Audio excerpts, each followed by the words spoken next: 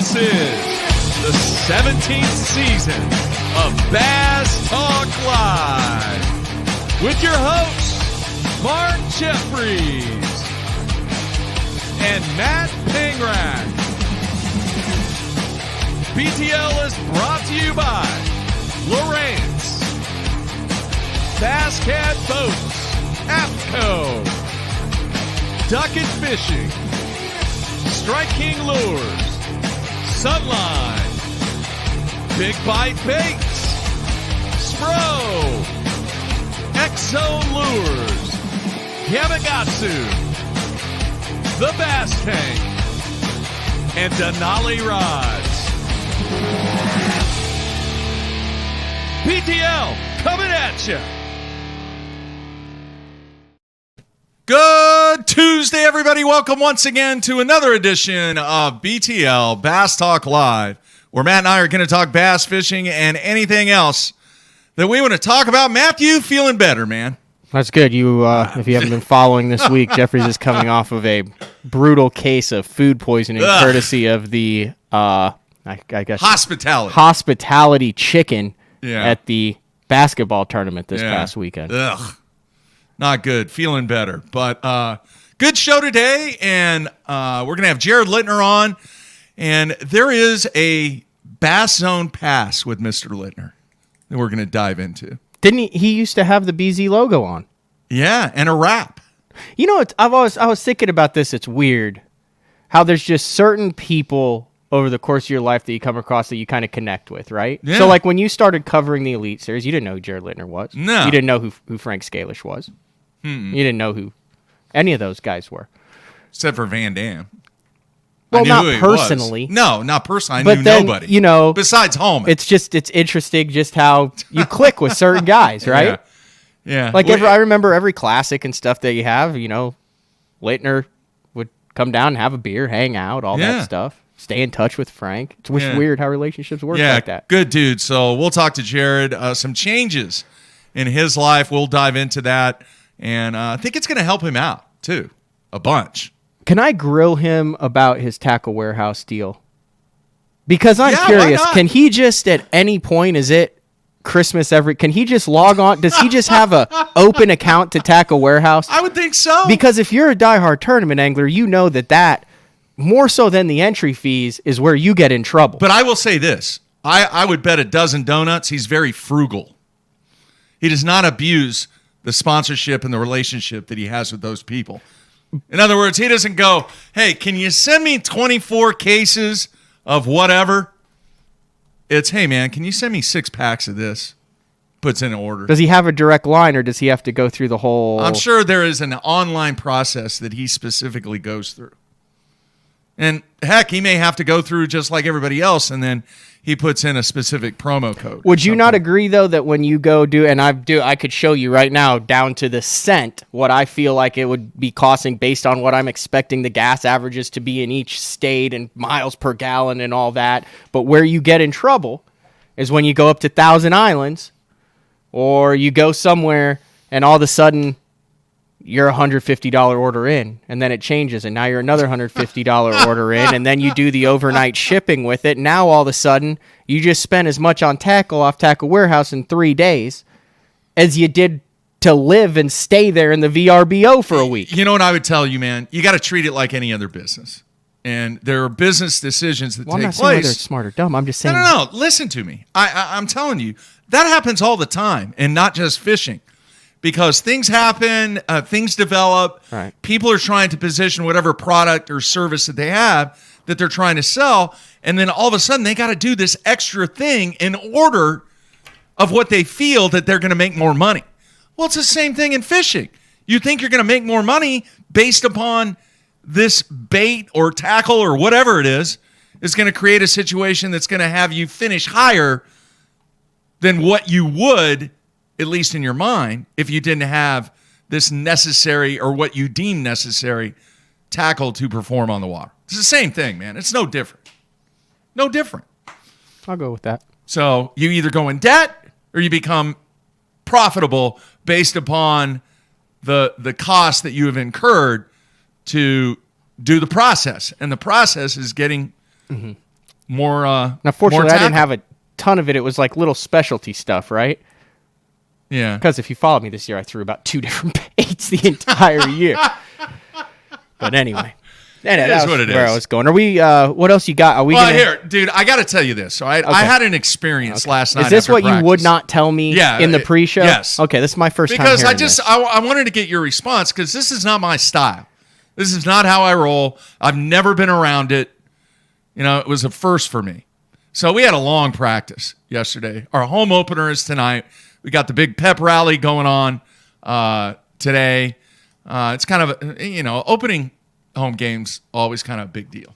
So packed house tonight. We had a late practice last night, and we built a brand new ag building at the school. Agriculture. Yeah, it's been there for not even a year yet, I don't think. Well, the other coach, I've always said, man, I want to go check that out sometime. And I have a student in my class that is really into FFA. Is that right? Future Farmers of America? I don't believe that it's called Future Farmers of America, but they believe the acronym is still accurate. But it's not called that. I don't know. I was the 4-H kid, not the FFA kid. It's like the redfish bass thing. Okay. Saltwater, freshwater. So I always park in the same spot. It doesn't got have a an it name doesn't plate? No. It's just I always park in the same. It's away from everybody. And it's not a handicap spot? No, not yet. Might be moving up there. Anyway, I always go by the ag barn as I leave. Well, something very, very neat, in my opinion, was taking place that I had never seen before. There was about 6 or 7 people outside the ag barn, and they were walking pigs. Mm-hmm. I've never seen that before. So I was like, all right, it's finally time to go by the ag barn. Okay? So, boom, pulled in there, and I just pulled up, and, dude, these guys all started looking at me like, what's this guy doing here? Because I had sweats on, and I wasn't wearing a cowboy hat. I was wearing a regular hat, and jumped out of the car, and they go, can I help you? And I was like, yeah. I said, I teach up at the school and coach, and I've always wanted to stop by and see what you guys have going on here. I got a student that has done several reports and videos on what you guys do when you go off to your shows, but I've never seen it. Well, all the time that I'm talking to him, he's got this little, what's it called, a whip? You would know. A pig stick? A prod. I don't know what. And he keeps doing it's got this a little to the flat pig. side, and they're just... Yeah. I believe based on what you're using that for, it has different names. Whether it's being used on swine, equine. He keeps doing that. I go, Humans. is that normal? He goes, oh, yeah. That's how we steer the pig. I never knew that steering a pig was a thing, but supposedly it is. So check this out, man. I got an entire tour of the ag barn. Okay. And this is one of the... Oh, you have pictures. Oh, yes. Here, let me get this. You've never done this at the state fair? No. You never walked through the pig barn at the state fair? Now, I think that's the pig. I believe they're called, swine. I don't know, dude. Anywhere. You took that picture? I did. And I believe that pig's name is called Long Ball. And you will know why. No. There's a reason. It is a student's pig, and she plays softball, and she's very, very, very good. And she hit like 20 home runs this season. I'm sure that's why it's named that. All right. You are getting in. This is interesting. Okay, you have more pictures? I have one more picture. Dude, I had no idea that this was taking place at my high school. Okay? So now I went from that. Let me get the next pic. God, I hope Lintner's not listening to this, because based on our pre-show conversation, and now where we're dangerously close to with the swine. Hang on here. Okay, so this one. Let's see. Looky there. Oh, it's a baby pig. Yeah. That's a piglet. They had a pig that had 12 pigs. No, piglets. Piglets. Little piggies. All right. And I was absolutely fascinated by this whole stuff. By a baby pig? By the whole Well, how ag do you thing. think they started? Everything starts small and cute like Well, no, that. I get it. But, dude, I had no idea. I'd never seen this before. I believe this is what a city guy That's part does. of the reason why smaller animals, even particularly domesticated animals, have a propensity to be cute is because Look at that dude right there. they're more likely to be taken care of or nurtured for if they're found to be attractive. That's why you don't see a lot of ugly baby animals because the cute ones survive because people take care of them. Their parents take care of them and stuff for the smaller animals. Dude, I had no Like idea. kind of a natural All right, selection deal. Now, I only stayed there for about 30 minutes. Did you pet it? Oh, heck no. Why didn't you pet it? No, no. I wanted no part of that. Anyway, I did not realize two things about pigs. Very intelligent. Well, I kind of figured that because the way that they walk them and stuff. Anyway, one, the student who is responsible for the pig, they have to bathe the pig every single day. I had no idea. No idea. All right, and that's why they got all the straw in there and stuff because the show pigs, they got to keep them clean. You know they're the fifth most intelligent animal in the world? I had no idea. Fifth most. How do you know that? I just know things. Okay. The second thing that I was totally amazed by, do you know they have tanning beds for pigs? That's not a cast iron skillet, is it? No, it's not a pellet grill. No, What, it is to not. make them more attractive? to for the tan show? their skin. Yes. They had a freaking tanning bed over in the corner. Now, how they keep the pig on the tanning bed, I have no idea. And I didn't ask because I was mesmerized by the whole thing. You could keep a pig in your backyard. Your neighbors had chickens for a Dude, while. Turnaround is fair play. Now, the question is, all right, in your next move in your stage of life, you're going to have a little area, a little land there. I already checked. There are no Deed restrictions yeah, or I could have- covenants or anything? I could have an ostrich. Are you going to have animals? Well, I don't know. Maybe if you've, pigs? I don't know if you've noticed what my schedule is for next year, but I'm pretty sure a goldfish would die as much as I'm going to be on the road. Oh, man. Ideally, I would like to have some Animals. four-legged companions. You just fulfill don't my know. life. So what would be your first choice? Piggies? The first choice would probably be a beagle. Dude, I'm not talking about normal animals. Oh, not non-normal Yeah, animals. for- Although pigs seem kind of normal after Yeah, my no, visit I've never yesterday. really gotten into. I mean, probably a mini horse. Really? Yeah, they're really cheap. They're pretty easy to take care of. They're not expensive? No, you can get one for a couple $100. So let me ask you this. Mini horse or spend a little money and put in a, 1 acre pond. Pond. Yeah. But then I would only have 1 acre left because it's only 2 acres. Anyway, No, I've never been a big exotic animal guy. I mean, like I said, I was known as a nature kid for a while because of cicadas and all sorts of stuff.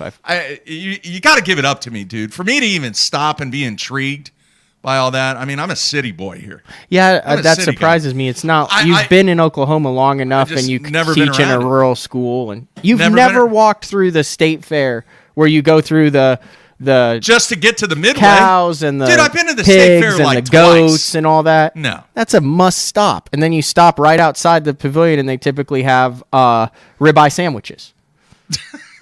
That the 4-H or the FFA or the beef, Pork sandwiches? Is yeah, that what they... pork chop and ribeye sandwiches. Really? Yeah, and they're like $6. They're like super. So they don't do anything. I didn't ask this question. They don't do anything to the show pigs, do they? Do they end up... I don't know. That's Processing that's them? a question for Jared Lintner. He knows about the. He knows about that farming a little business. bit. But, man, I thought you'd give it up to me, man. That's bunnies. way... I did have bunnies growing up. Dude, I had a that bunch is of bunnies. way growing out up. of my element. I had California California rabbits. They're the white ones with the pink eyes. And then I had a couple floppy ears.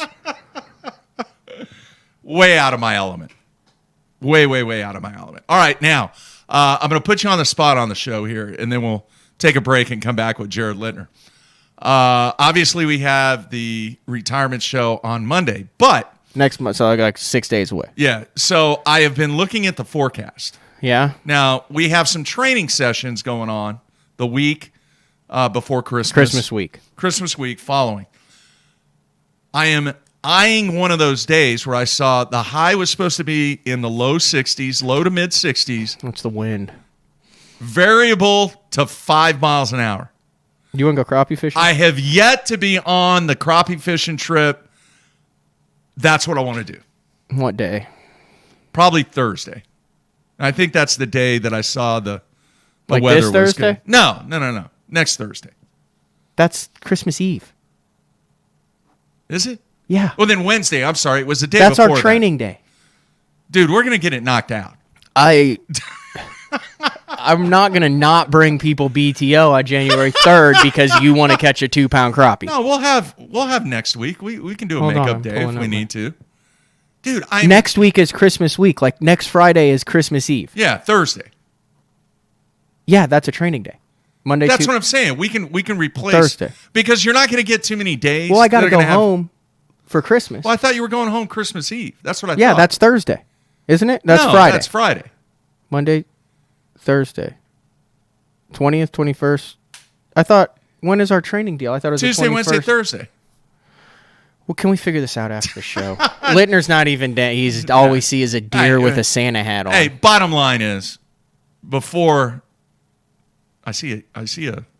Oh no, he's sitting is there. it? He's just leaned back. Yeah, he's like being entertained, I guess. Anyway, I wouldn't know if I go that Please. far after today's opening. please, I am asking you. No, we can go 100% as long as as we can get the we'll the get this stuff business done. taken care of. Yeah. We can go and what's your PB crappie?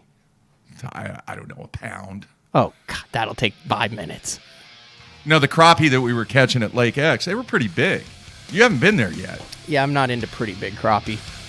Oh, excuse me, Mr. I'm Master into Crappie Catcher. Crappie that look like that northern strain, Florida strain largemouth that are behind Jared Lintner as we Jeez. bring him in after the break. I wouldn't even know how to start, dude. Well, that's why I'm taking you. Okay. It's super easy. All right. We'll get into it. All right, we're going to take a break here on a Tuesday. Come back with Jared Lintner. Everybody stay tuned. We'll be right back.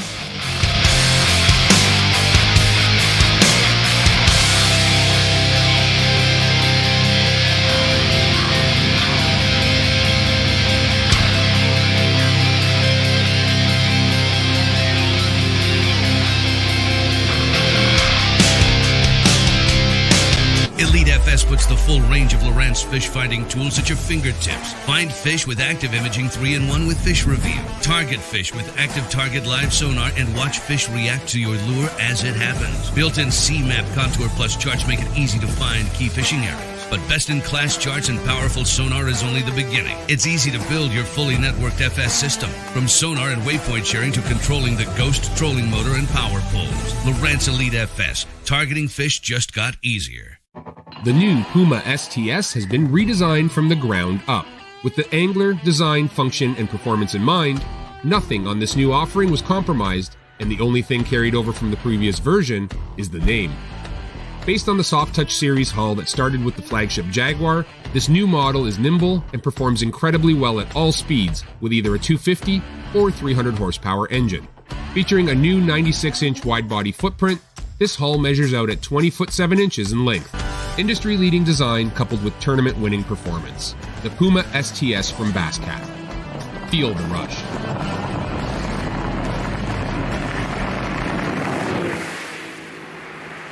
So, you're looking to buy fishing electronics, huh? Are you also looking for true experts to help guide you through it? Well, at the Bass Tank, you've come to the right place.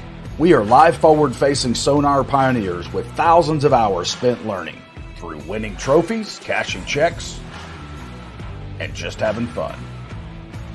Whatever brand you need, we have it. We offer free shipping, and we have 2 financing options available. Our experts are here to help you. Call us today or visit thebasstank.com.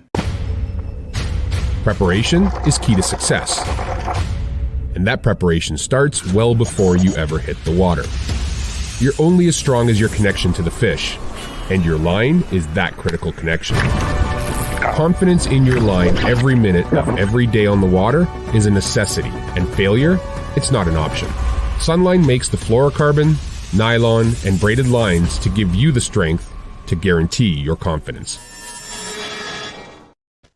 There's one. You know what works. Now you need a bunch of them so you don't run out on your next fishing trip. The Big Bite Pro Packs feature 25 baits per pack at a price far below that of having to buy 5 packs of regular baits. Now the Pro Pack has a big brother, the Mega Pack. The Mega Pack features 100 of your favorite baits. With these, one bag is usually plenty to get through the day. It helps me stay organized, helps me save money, helps me catch more fish. Combining one of the most popular hook styles with Gamakatsu's beefier Superline offering, the Gamakatsu Superline Offset Round Bend delivers the strength necessary to target big fish in heavy cover. Well suited for braided line and heavier fluorocarbon, the Gamakatsu Superline Offset Round Bend is built using stronger Superline wire that allows anglers to easily fish a finesse worm around heavy cover.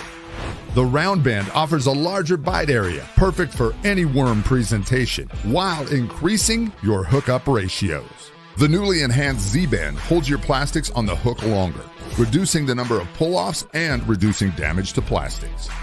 Available in 2/0, 3/0, 4/0, and 5/0, this is the most durable worm hook, designed for heavier lines that hold your bait on longer.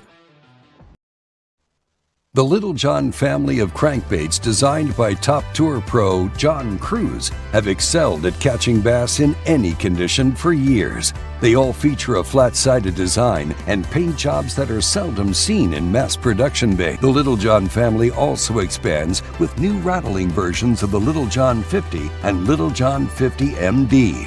Both of these baits are proven fish catchers that will now be available in rattling versions for stained and muddy water. They feature the same great action and diving depths as the original 50 and MD sizes. I've made my living on the water for over 20 years. For 14 years. For over 23 years. I've worn a bunch of different clothing brands over the years. Some companies big. And some companies small. All of them said they were making clothing for us. But none of them knew us. None of them were us. Except for one. Except for one. Except one. AFCO. AFCO. AFCO. AFCO. Fishing isn't part of us. It is us. Everyone, Brandon Polnick here. People always be asking me what I got tied on. And I'm like, X-Zone Lures. And they're like, Brandon, why you got X-Zone Lures tied on? And I'm like, let me show you why. The bite. Get out of there! Get out of there! Oh, yeah! Oh, it's freaking digging! Get in here! Oh, God! Giant! Oh, my gosh! Oh, my gosh! I think you get the point. Pro-inspired, pro-designed. Tested and proven by legends on the water. Dominating the tournament trail for over 50 years.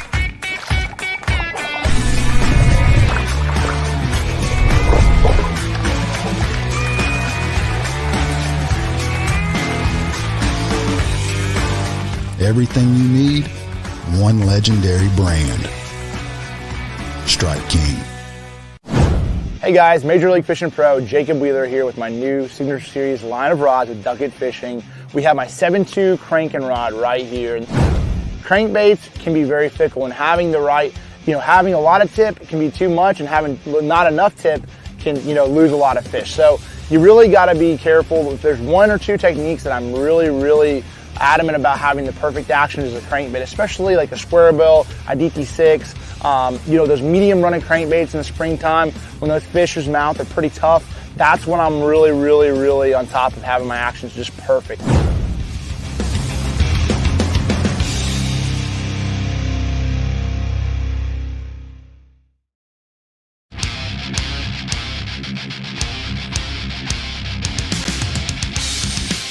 All right, we are back on a Tuesday, sorry. Uncle Frank tomorrow, right? Yeah. And then no show on Thursday. Yeah. And, I don't know why I got my days mixed up there. Sorry. Because we haven't had a normal week in about a month. In a while. I don't think we're going to have a normal week for about the next 3 months. Well, that's not true. We'll get in a It'll groove. be the new normal is what it'll be. I'm not skipping a training day to teach you how to crappie fish. I'm telling you that. All right. Look at me being there. Look at how the page. Whatever. Wow. The script. I'm shocked. The script has flipped the script. I am shocked on whatever that that's saying is. All right. It is time to bring in our guest, a good friend of the show and known the dude for a long time. Let's bring him in now. Jared, how you doing, man? Doing well. How about you guys? Doing fantastic, man. And I appreciate you taking time out. And that is quite the backdrop you have there. Yeah, man. Well, now that we got a house with a lot more room, I can bring out all my toys and stuff that I've had in storage. So it's a lot of fun. But let me start by saying this, Mark. Known you a long time. I'll take you crappie fishing since you're. All right, thank you. Won't. I actually kind of get into it quite a bit, and around where we just moved, apparently there's a bunch of big crappies. So I haven't yet done it, but during the break, my son and I, and probably even Carrie wants to go and have a big fish fry. So look forward to doing that. All right, very cool. We will dive into your new residence here shortly, but very quickly, what is the scoop on the fish that is over your right shoulder? Yeah, so I caught that in a one bass pro-am. It was a 14.85, so just shy of 15 pounds. Wow. On Clear Lake. And long story short, it was pretty much a sight fishing tournament. I believe Aaron Martins actually won that tournament. And this is something crazy. This is a story I can share with you real quick. Everybody's kind of going down the same stretches, and Aaron is an unbelievable sight fisherman.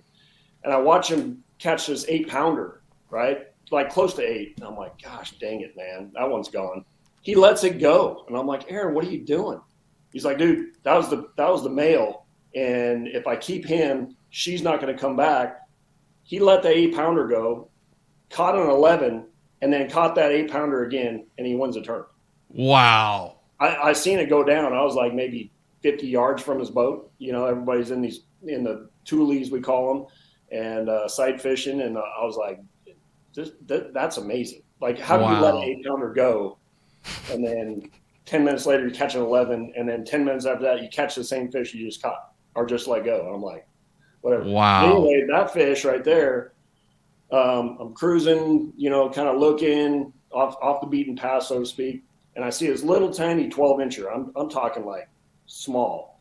And I'm like, what is it? In shallow water. And all of a sudden, this carp moves. Well, it wasn't a carp. It was that bass. And she was a female. And this is way before the days of power poles and all that. And the wind was blowing. And it took me about 2.5 hours. And I finally got her to bite. And it was game on, man. But had to take the live wells apart because she wouldn't fit. I had an older boat. It was a whole deal, but yeah, man, I won a trip to actually El Salto for catching big fish of the year, and I still think it might be close to.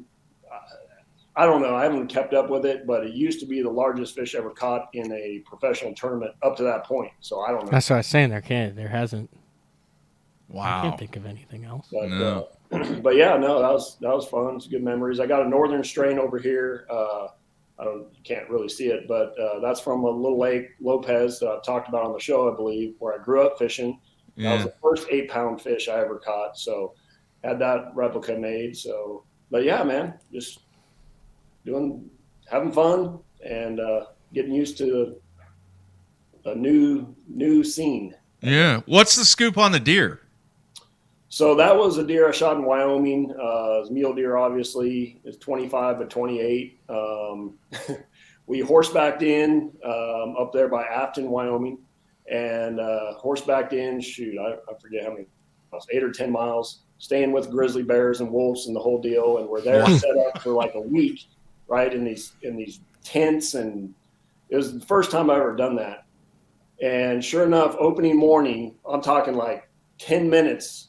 The sun has been up, and that sucker walks out, and I'm like, I gotta do something here. My buddy's like, dude, we just got here. You gotta wait.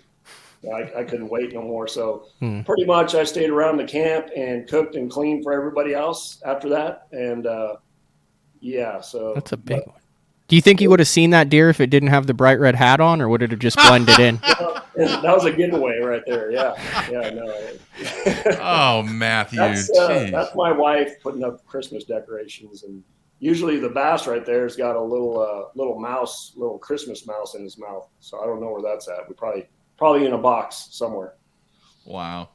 All right, man. Let's talk about the new residence, Georgia. Is that correct? That is correct. Yeah. So, Carrie and I have been talking about doing a move like this for a long time, and it just wasn't right. My two older kids, Elise and JC, they were in the midst of high school athletics, friends, and the whole deal, and couldn't just rip them out of their, what they know is home. We've lived in California our whole lives, and they grew up there. And my Carrie's family is there, my family is there, so it just never was right. And also the other big factor of this was Tackle Warehouse, obviously my title sponsor for years. They're like family to me. I couldn't really just move away from Tackle Warehouse. But with all that being said, the timing worked out where Jaden, my youngest one, starting a freshman, ninth grade in high school. So he's like, Dad, I'm ready to roll. And he's traveled all over the country with me and Carrie, and so he's kind of used to being on the move, and he's been to a lot of different places. And we asked him, like, where would you want to move to of all the places we've been to? He says, Georgia. Well, that worked out perfect. And then Tackle Warehouse now has a facility in Alpharetta, Georgia, which is about maybe a little bit over an hour from where I'm sitting right now. So I still got that relationship where if they need me to do a video, they need me to do something, I could be there in a short amount of time. So everything just worked out really, really well. And we dove in. I mean, with things getting the way they are in California, I mean, I grew up there, I love the state, but it was just time to go. And we're really enjoying it. We're got our own kind of secluded area, 5 acres, just live off of a kind of down off of a main road, and surrounded by pine trees. And my kid actually put a deer stand up in our backyard, which that doesn't happen in California. Wow. I got a shop or a barn, I guess people call them back here. Have all my boat, my equipment, everything out there. So it's it's a lot of fun. We got a swimming pool. So I've realized though, I was like, man, that's going to be so awesome. Those suckers are a lot of work. So if it turns into more work and more money, it's going to turn into a casting situation. Oh yeah. Maybe I'll put some crappie in it for Mark can go catch it. How many miles a year were you averaging in California? I mean, it seems like the tournament trails, even the opens and everything, is more and more. They just keep going further and further east, and then they're like, we'll just go out east. We'll still call it the Centrals, but we'll still go out east. But it seems like everything, I mean, how many miles did you average a year? I mean, well, I usually sold my trucks, got rid of my trucks before they went out of the 100,000-mile warranty, which always added up to about 3 years. Like right now, my truck, I got it last October. It has 37,000 miles on it right now. Last October, so a year. Yeah, that's a year. 40,000 miles. I mean, a year. we did this move, obviously, so I drove back and forth a couple times where it wasn't fishing related. Mm-hmm. So yeah, it's about 25 to 30,000 a year. And I'm looking at it now and I'm like, our first tournament for the Bass Pro Tours in Louisiana. And I'm like, okay, I got to leave this day. And I looked at it on my phone on the maps.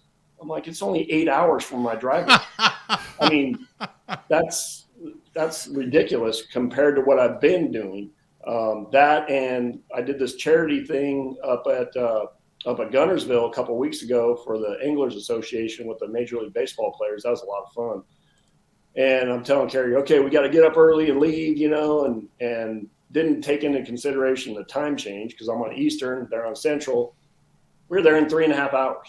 And I'm like, to Guntersville? I mean, so yeah, for me, it's a big deal just because the only time I get to fish at Guntersville, at Chickamauga, St. John's, Okeechobee, whatever, is during a tournament, and just be able to drive there and so-called fun fish or, just experiment and learn is a big, big deal. Like told Jaden, we can go to Florida next week if we want. I mean, it's right down the road.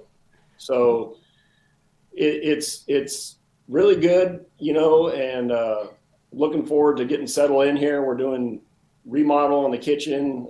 Mr. Keith's in here doing the backsplash right now. And we've had all these little projects, and finally it's all coming kind of to an end, and we're just going to enjoy it and hang out and get ready for next year. What are you going to miss most about California? Clear Lake. Well, let me be politically correct. My 2 older kids, they're going to come visit, and hopefully we can persuade them to maybe move. But my 2 older kids and my parents, my brothers, my sisters, and then Clear Lake. You just picked a lake instead of your blood family. He called a very quick audible, man. Yeah, but I mean, it was instantaneous, Mark. Yeah. There was no hesitation. No, Clear Lake. He had fishing on the brain. It's all right. Yeah, I know. Yeah. Well, it's a fishing show. I hear you. Well, kind of. It's about pigs. Or the whole first opening segment was about swine. Yeah, I don't understand what you guys are going. Well, I mean, is it true that they make pork rinds like the new Uncle Josh stuff? Is that made from the swine? Actually, the skin, Mark? I think so.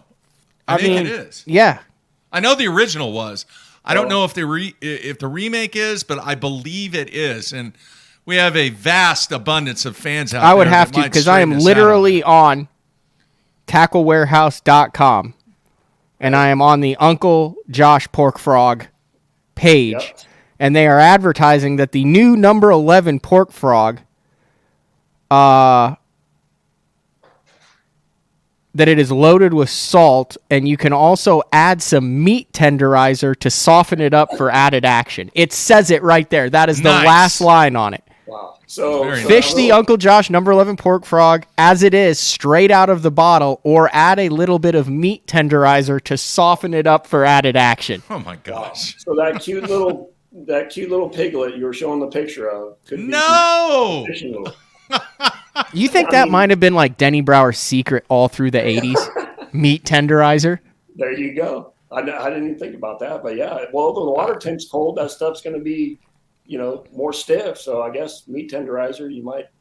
That says that on there. Might have some on there. Put some Potski's scent on there, and you're ready to roll. Some Daddy Hinkles. Oh my gosh. Jeez.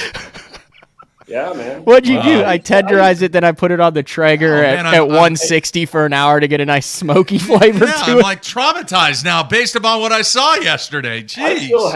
I still have in my shop out there. Actually, when I was moving, I found it. The original jars of the Uncle Josh, like I think it was called Pork Frog number 25, and like you're saying, I used to smoke them on that, flipping, casting jigs. I mean, and then we just got away from it with all the new plastics and the creature style baits. But I'm going to give me some just to kind of, see if it still works. I'm sure it does. The stuff I got is pretty much growing algae and pretty nasty. It's been sitting for like probably 25 years. So in the brine. I was That's afraid what it's called, a brine, right? Yeah. Is that a brine? Yeah. Yeah. I can heat it up in the Traeger, I guess. I don't know. That's what I said. You tenderize it, then you smoke it for 30 minutes on 160, and then you put it on your favorite jig and go catch them. But the question is though, to put it in the Traeger, what flavor of pellets do you use? I think you have to match it to what type of wood you're flipping. Like if you're if you know that there's like some flooded oak or some mesquite or something like that. I don't think they make some walnut. Willow tree pellet. But if you know you're going to be flipping some walnuts like in a flooded grove, then boom, now you've got something that it's like, oh, well, that crawfish smells like it just came out of the root system. No, I don't think that's what I've never seen a bass eat wood. I mean, I don't think that's. What would you go with? What do you think it is? The competition blend? And maybe like their signature blend. Maybe I should do my own. Like, I don't know. Could you? Here's a deal. Could you maybe soak the pellets in some shad and then dry it out, and then you would end up with like a smoky shad. Okay, I'll come over and try it in yours. I'm not going to ruin it. Wow. Or grind up some. You need to talk to Lucas about I think it would work better on a. I don't know. I think Lintner could hold his own. Lucas is overrated when it comes to that You stuff. think so? He's a self promoter on the grill. Wow. All right. Like, I mean, I've challenged him to it, and he's always like, "Oh, sorry, I can't. I've just had another kid." Like, just stupid excuses. That's not stupid. Another kid. Jeez. How is that? That's not. Anyway, we're going to keep going here. Jeez. Yeah, we got up on it. Jared. Yes. Yeah. But you're better than Lucas, right? At grilling? Yeah. At grilling. Yeah, 100%. All right. Yeah. There you have it. All right, Jared, this, I would think, I mean, I want to hear what you have to say, but from a tournament standpoint and just a mental standpoint, this has got to help you out tremendously from a preparation standpoint and a travel standpoint. Yeah, for sure. You know, we talked a little bit about the traveling. It's just, you know, I could pretty much everywhere that's on the schedule, I think, other than Lake Cayuga in New York, I could leave in the morning and be at the destination that evening. And then when the tournament's over, I could be back home. No more trying to find a buddy that I could leave my boat and truck or leave it at the airport, get a flight home. Hopefully the flight makes it back. No cancellations. I mean, it's just in the past few years, it's gotten to be so kind of overwhelming. And my wife, without her making all these arrangements, it would have been a disaster. Like half the time I didn't even know where I was or had to be. So from that standpoint, yes, 100%. And then as far as the preparation, like since I've been doing, you know, traveling, basically started with the Elite Series and now the Major League Fish and Bass Pro Tour, when I packed my truck and boat to leave home, California, I basically had everything in there for the whole year, meaning smallmouth baits for later in the year to starting out in Florida. So you imagine all that tackle and preparation and boxes, and my poor truck was loaded down. My boat was loaded down. Could barely fit anything in the truck other than fishing equipment. Now I'm like, well, I got the room out here in my shop. I can just basically go shopping in there and pick out what I need for, you know, whatever lake I'm going to, throw it in a bin, throw it in my truck, and I'm good. Yeah. Not have to basically, I mean, it got to the point where I didn't even know more, and whatever I needed at that tournament, I would order it from Tackle, knowing that I have it in my truck, but I don't know where it's at. Just so it just got out of hand. So wow. Now it's yeah, I'm looking forward to just packing lightly and not having these extreme drives, and you know, I mean, just the savings in air flights and fuel and wear and tear on my vehicle is, I'm not going to know how drastic it is until the end of the year, until I experience it. But like I said, that deal about Guntersville, 3.5 hours, it was 178 miles from my house to Guntersville. I mean, that obviously I'm not, you know, don't live on the lake like Jordan and Matt and Boyd and all those guys, but to be that close to a lake like that for me is awesome. Even in California, you know, for me to get to Clear Lake was a 6-hour drive. So the Delta was 4. And then I had all these little lakes around me, but they weren't tournament, you know, I mean, we had small tournaments there, but, you know, having like Seminole is just down the road here from my house. So I'm gonna be going down there probably within the next month, get on the chatterbait and trap bite and all that. So very nice, fun, man. Very nice. Now, is the dairy still taking place out in Cali? Well, so this happened probably, I don't know, 5, 6, 7 years ago. It got to a point where for years I tried to do both, fishing, and then I'd jump on a plane, go back home, and then I'd land and go jump in the truck and start delivering milk. I did that for a long time, and it got to be where neither one of those careers were being taken care of the way they needed to. In other words, you know, my accounts that I had, they were getting upset because they were out of product, or they, you know, I forgot to order this, or they needed this on a spur of the moment thing. I wasn't there.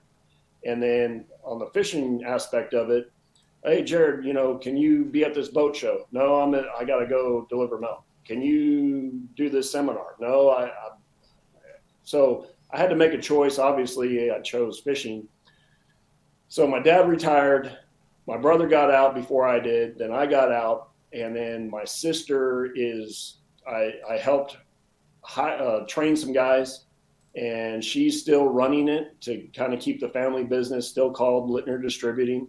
And the problem with it all is small businesses in California are taking a big hit, you know, with all the new laws, the taxes, obviously. So I don't know how much longer it's gonna stay like it is. I mean, it's been in my family forever. So if they want to come to Georgia, maybe we could start another dairy distributorship. There's plenty of land, plenty of cows. So, but I don't know. I'm getting kind of old to mess around with that stuff. All right, there you have it. I don't know how far you can go into this, but I'm asking it. So, like, you just have a private number at Tackle Warehouse. You just call up. They send you whatever you want whenever you want it, and it's pretty much Christmas in the Lintner household. Like, I mean, because you're like the guy there, right? So you have your own private number. You don't have to mess with the shipping. No, I don't have a special bat phone, but I do have some relationships, obviously, that if I get into a bind, I mean, their customer service is the best in my opinion. But if I get into a bind, I have some friends, Jeff and Rich and BT and Joey, and I shouldn't be naming all these guys. But what was it? Who was it? Jeff? Yeah, who never else? mind. Yeah. Well, yeah. But you know, they can help me a lot with stuff. But overall, I mean, if I need something, I just jump online and order it. And you know, they've worked really hard to, you know, with this whole pandemic thing, you know, the shipping got to be an issue just because of lack of help, and you know, the whole shipping process was kind of not where it once was. But they've worked really hard to get the confidence in the customers back. And shoot, it's pretty cool. Actually, I just made an order the other day, and it came from the Georgia facility. So like I ordered it like at, I think 3 p.m, and at 9:30 the next morning it was out in my driveway. I'm like, that's pretty cool. I guess I could have went and got it though, if I really needed it to. Okay, so answer me. Oh, sorry. Go ahead. No, I'm just saying that's a perfect excuse for me to run up to Lanier. Lanier's only 48 miles from my house, and just past there is Tackle Warehouse. So Alpharetta. Oh, did answer you know, me this then? Matt, listen to this. I just learned the other day. I went up to Lanier to do Bass University thing, and went to this tackle store because obviously, if you drive by a tackle store that you haven't been into, you have to stop. They have live trout for sale. Huh? Live trout, like 6 inchers. I'll send you a video. You sure you weren't in a Whole Foods? No. No, dude. They sell them, I guess, for the striper guys. And so I was asking this guy, I'm like, so you just sell them to striper guys? He's like, yeah. I go, what about the spots? Does big spots eat them? He's like, we don't really want to talk, but you can use them for whatever you want. And I'm thinking to myself, I would like to get in on this. Like for years around, you know, California, all these little lakes, they would have trout plants. But if you ever got caught, you know, using a live trout for bait, basically, you're going to jail. They're taking your boat. They're taking your truck. Massive fines. It's weird. It works that way with treble hooks in California too. Yes, exactly. So now I'm thinking to myself, well, I could do this legally, and I mean, I gotta think. I can just imagine pitching a 7-8 inch trout on the front of one of them deep docks where you know you can see on your Garmin Panoptics those big spots laying back in there and you pitch that sucker on the front leading edge of that dock.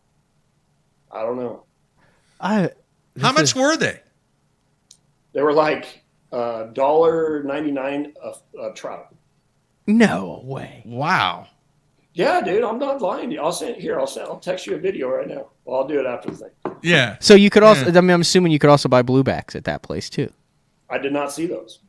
Because I remember when I went to Hartwell for the first time, there was a tackle store there, and it was like a special tank for the bluebacks, for the stripers out there that they use. But it's got to have like rounded corners or something like that, and it has to be long because they have to be able to swim because they're, like an open water ocean fish. But trout.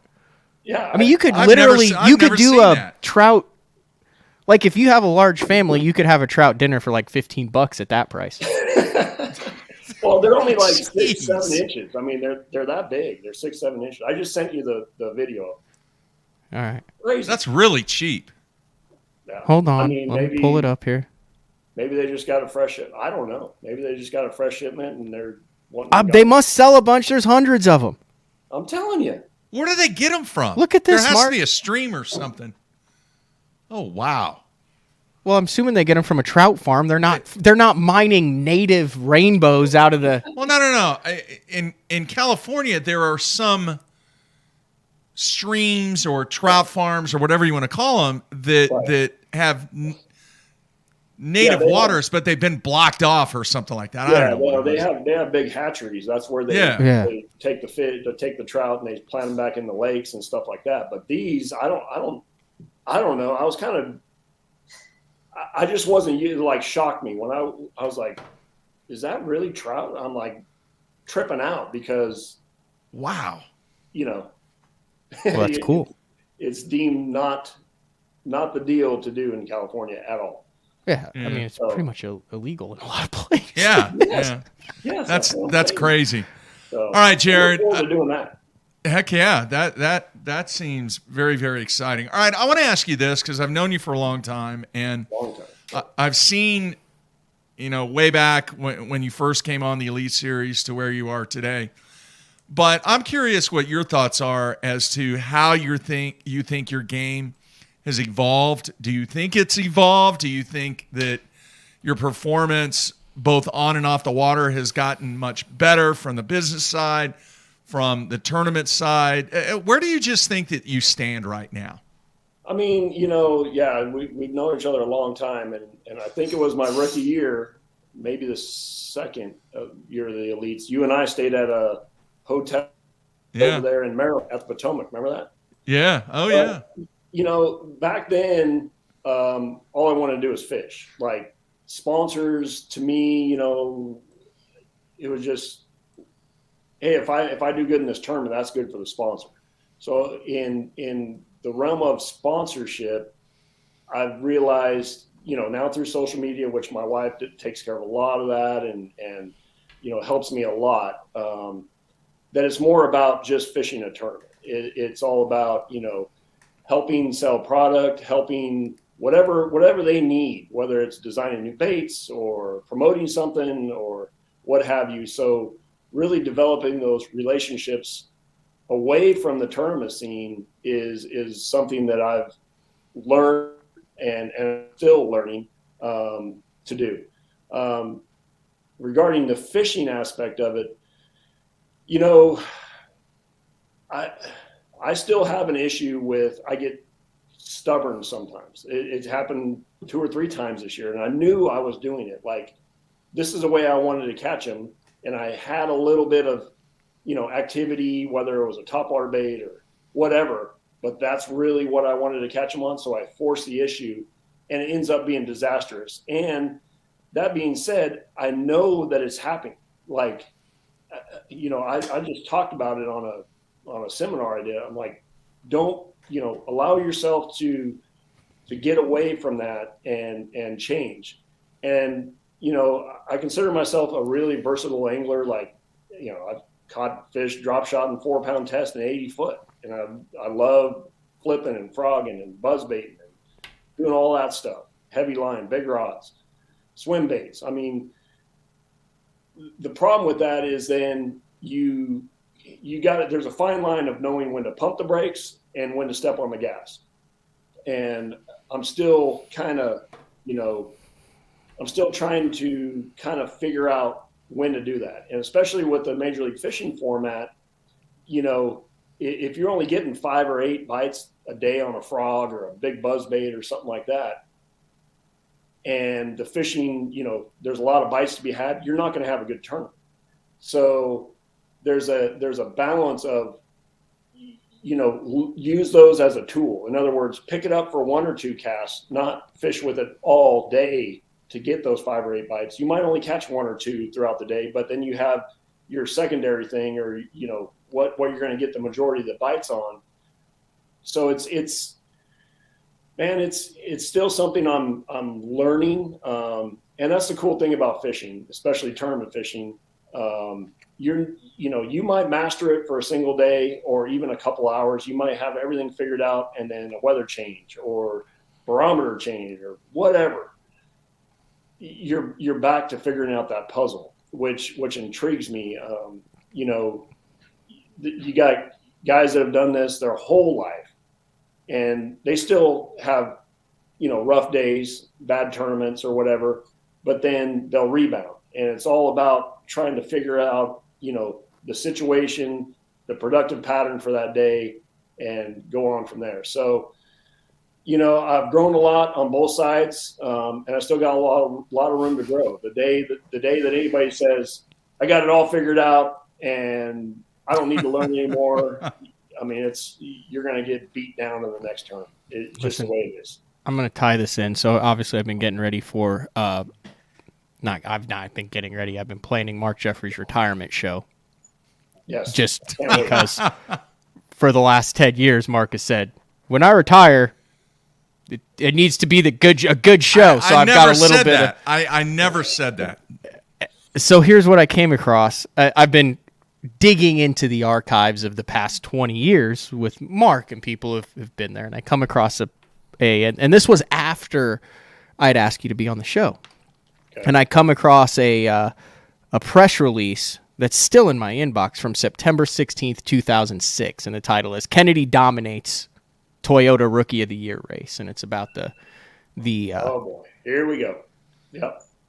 And you got to go. You don't have like a tackle warehouse meeting or something, do you? On that, is that like a hey, we got to get? That's my wife's alarm. Yeah. Okay, I just want to make sure.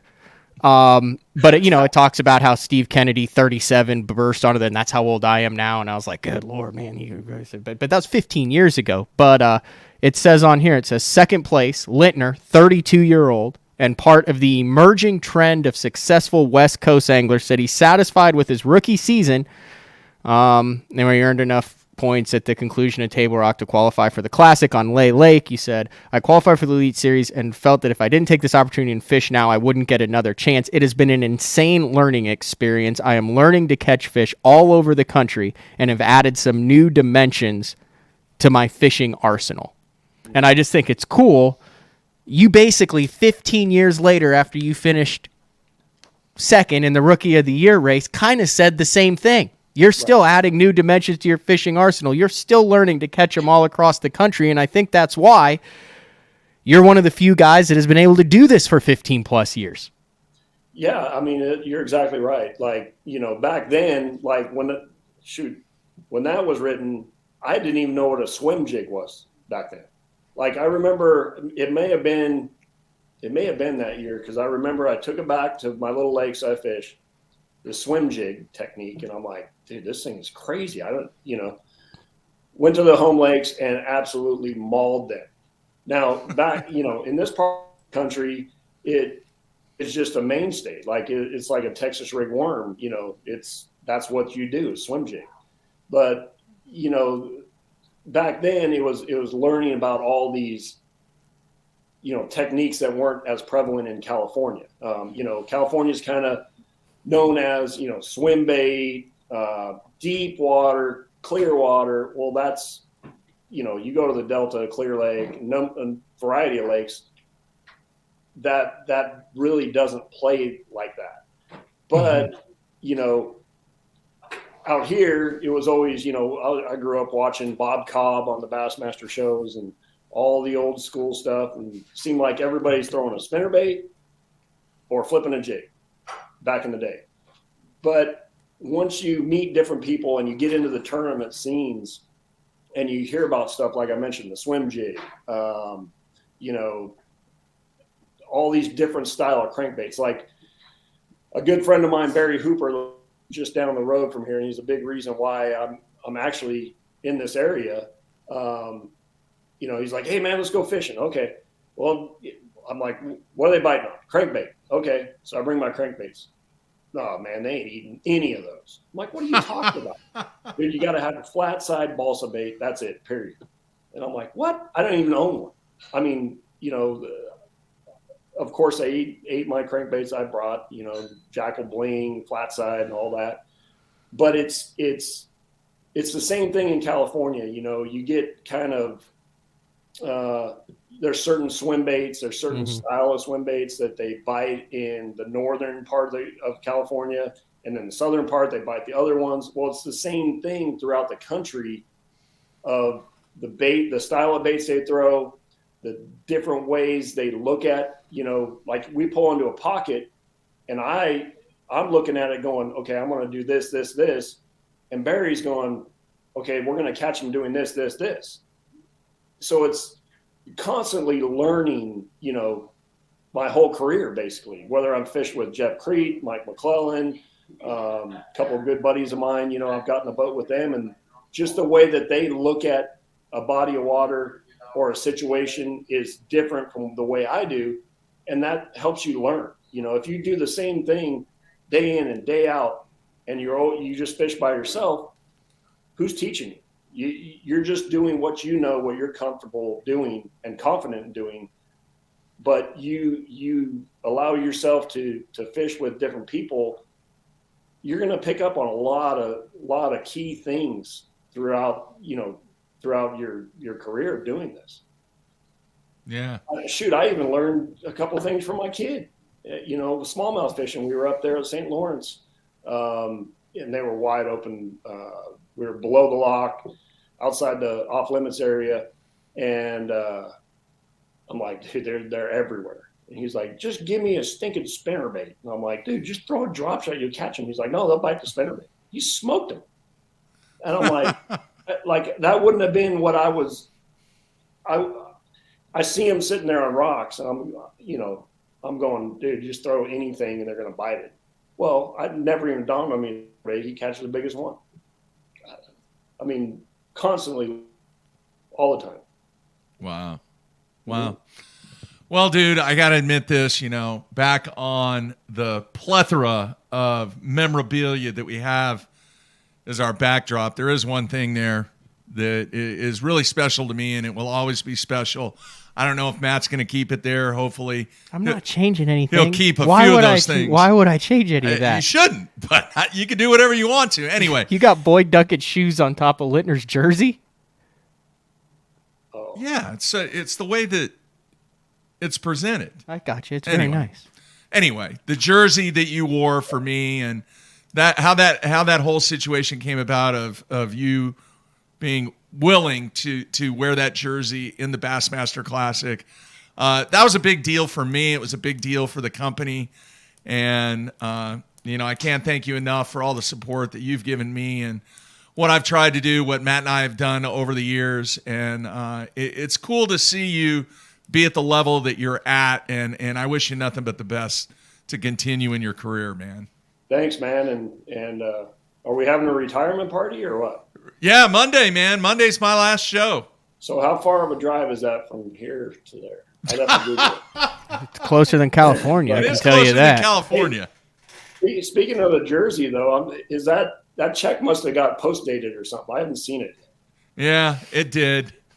It did. Snail mail. Well, things get lost in California. Yeah, it's probably a hiccup. Yeah. No, I remember that Maryland event, and you helped me a lot in my career, and same way, much appreciated. And you guys have always done a great job, and I've listened to a lot of the shows all over the country for the past 15 years. So now I'll still listen, but I'll just have shorter amounts of time to listen to. Yeah. Yeah. Less time on the road, man. That's a good thing. Awesome. All right, man. I am definitely going to take you up on your offer to go crappie fishing. I'd love to go Lanier. I have more time in the summer now. So if we work out with your schedule, my schedule is going to be wide open, with the exception of a few bowling tournaments that I'm going to try and hit. But bowling tournament? Oh yeah. The plan is right now in June to bowl in the U.S. Open, the senior U.S. Open. Are you serious? Yeah. Wow. Are you gonna get a jersey? I already have them. Are you serious? Yeah. This is a thing. I didn't know about this. Yeah. Yeah. I was a member of the PBA for a long time and then quit for 30 years and then started back up. What? 3 years ago, Matt? 3 years ago? No, probably 3 or 4 now. Yeah, dude, I got a mill in the corner of the studio where I drill my own. He's got like his balls. own private bowling alley where they open it up just for him, and he goes in and records himself, and he does like some bowling show stuff. And really, yeah, he's got wow. How many balls do you have, Mark? Plenty. It's like fishing rods, man. You can never have enough. Yeah. Wow, see, I learned something. I didn't know this. Yeah. Well, if you guys we'll either one of you guys ever riding through Georgia, you need a place to crash. Yeah. Hit me up. I'm done, man. I'm done. So I will. I'll believe it when I will. see it. I will definitely take you up on that offer. All right, man. Have a great holiday, great Christmas. Enjoy the family, and good luck to you in your new residence. Thanks, guys. Appreciate it. All right, man. Take care. Later. All right, Jared Lintner. Good dude, man. Oh, One of the 100%. solid guys. Very good. In this game. I know we got to wrap it up because you have a pep rally. Yeah. But I just would like to rehash the 2006 Rookie of the Year standings on the Elite Series. I think I've got the press guide around here somewhere. This is the final standings. Okay. Just give me the top 5. No, because you got to start at the bottom because that's where the names are. How many are there? 21 rookies that year. Okay, give it to me. We'll start at the bottom and work up. Yeah. Conrad Piku. Remember him? Rick Ash. Oh, yeah. Ken Broder. Or Broder. Uncle? Is that right? What? Was the hockey player? No, that was what Kurt Dove told us, and I asked him a couple years ago, and he's like, no, I was totally making that up. There's absolutely no relation to Marty Broder. Okay, just check it. Doc Merkin, he would be able to talk to you about dairy cows and swine and everything. Veterinarian. He was a veterinarian. Yeah. Gold rim glasses. Vince Hurtado. He was out there with Lintner. He was a California guy. Yeah. The Birdman, Kurt Dove. Britt Myers. Yeah. He's still fishing. Paul Hirosky. He was a optometrist. Was he? I thought he was a who's the drug pharmacist. Yeah, pharmacist. Yeah, that's right. Keith Phillips. Barely remember. Kevin Langell. He made a splash. Yeah, he did. Jamie Freilich. What's he up to? I think his South dad's Dakota. still fishing. Yeah. I think they're still fishing some stuff. Yeah. John Bondi. He's created the Alabama rig of musky baits. Yeah. Chris Lane. Yeah. Darren Schwenkbeck in 8th. Who knows what he's doing? He is he's still doing stuff in New England. Jeremy Fishing, Starks. Hunting. Not sure what Starks Jeff is doing. Cannella. Yeah. William Smith Jr., but I believe that'd be Billy Smith Jr. Yeah. Still fishing. Yeah. Bradley Hallman in 4th. Yeah. That was year 2, I believe. Bill Lowen. That was his first year, 2006. Bill Lowen. Jared Lintner. And Steve Kennedy. Yeah. Wow. It's an eclectic list. 2006 Rookie of the Year for the Bassmaster Elite Series. Yeah. Do you have to talk at this pep rally, Mark? No. Not at all. They do it for the opening home night, and then they do it for the first round of the We still didn't get to playoffs. talk about what we teed up yesterday and said we were going to talk about today. How long do you have to get the show ready? You have 5 minutes that we can... I just want to get your opinion on it. Tee it up real quick, and then we'll... Because I'd like to get Frank's take on it, too. We may wrap up the show tomorrow. Because I'll have a little I'm bit just more saying, time. we had the Heisman Trophy deal, obviously, right? And I'm like, you've got all this stuff in fishing, and you have your Angler of the Year, and you used to have the TTBC, which was a 15 of the best, but like, how would it work? Would it work? Is it valuable if you were to have a like the Heisman Trophy of the fishing year? Like, would you value what they do for the sport? Would you value how many wins they had? Would you value top 10s, consistency, Angler of the Year titles? What would you value? And then how would you vote on it? Like, how would it be a vote? Would it be objective? Would it be subjective? Would there be value in it to have a one representative, regardless of what organization he fishes, to say this is the gold standard this year? This is the best professional angler this year. That would be cool. That would be cool. I think it would have to be a vote, just like the Heisman Trophy. Who would get a vote? Is a vote. Like people like That's me or the you? big question. Would, Does the media would fellow vote? anglers get a vote? Does past Anglers of the Year get votes? That's what I'm saying. I don't know. Is there a need for it? It's quite the discussion topic. Is it a resume builder? Excuse me. 100%. Absolutely. What would you call it?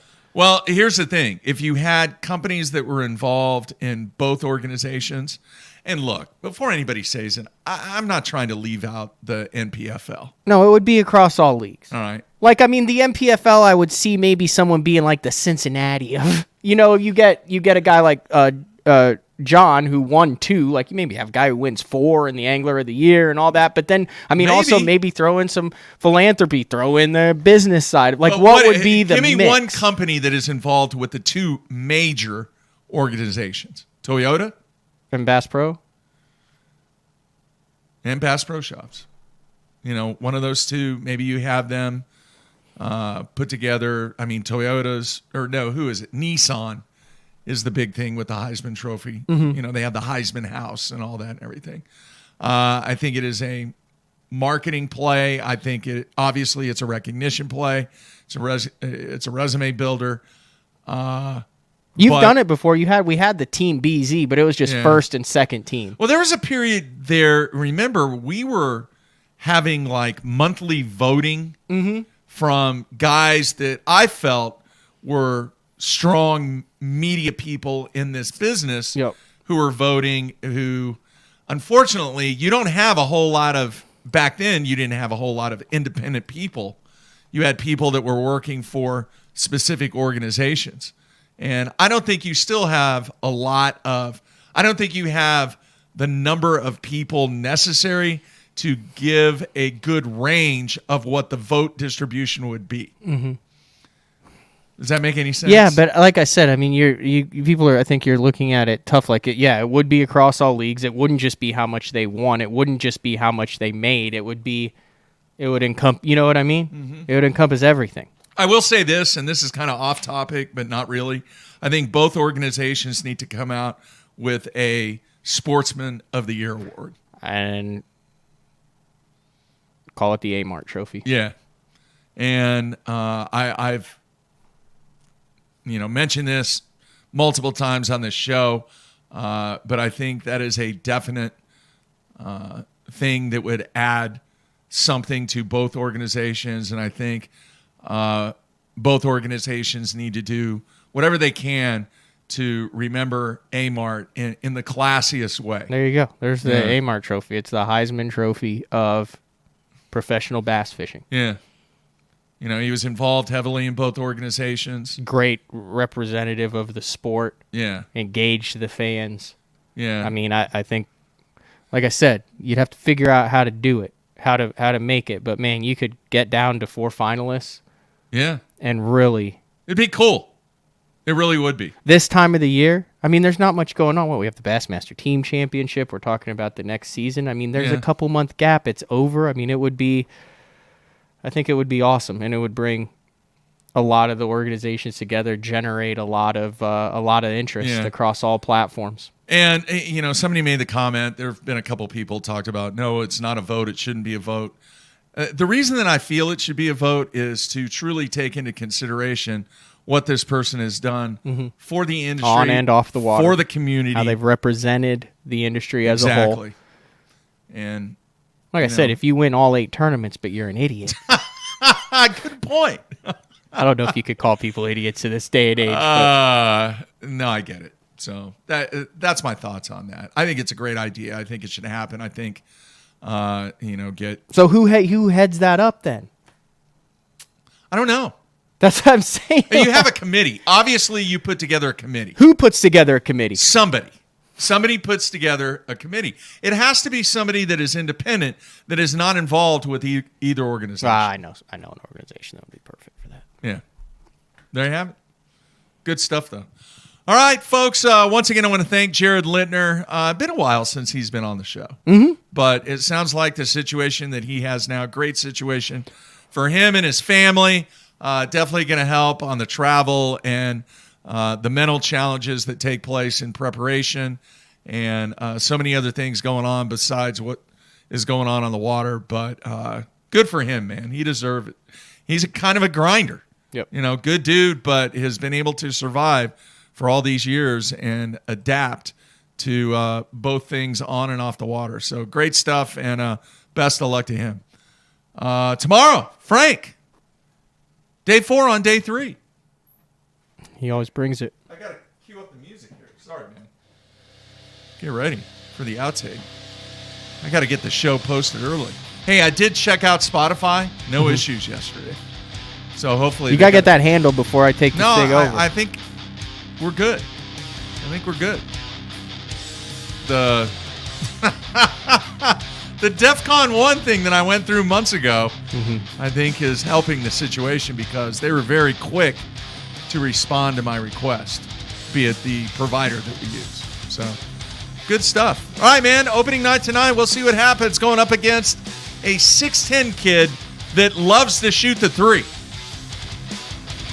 6'10 with touch? He can shoot it. That's got D1 prospect written all over him, doesn't it? He's going D2. He's already verbally committed to a D2 school. Wants to stay close. Call me after. I know you got to get out of here. Call me after. We'll get something lined up. It would be nice before Christmas to get you out there. Yeah, we'll do it. You'll be blown away. All right, everybody, be safe. Have a great Tuesday. We're back tomorrow with Frank. Everybody stay tuned. That's it. We're out of here.